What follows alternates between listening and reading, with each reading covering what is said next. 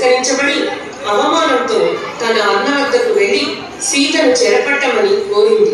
సీతను అపహరించడానికి రావణుడు మారీచుని బంగారు జింకగా మారమని ఆజ్ఞాపించాడు.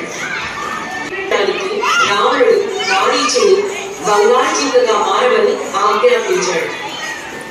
బంగారు జింక రాముని ఆశ్రమం నుండి తిరగసాగింది.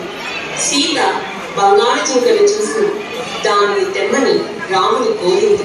బంగారు జింక కోసం వెళుతూ రాముడు లక్ష్మణుడిని సీతకు రక్షణగా ఉంచి వెళ్ళాడు.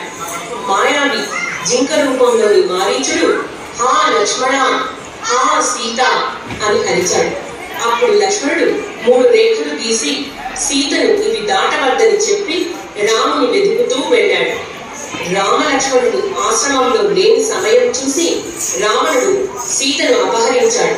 లంకకు ఎత్తుకొని పోయాడు. దారిలో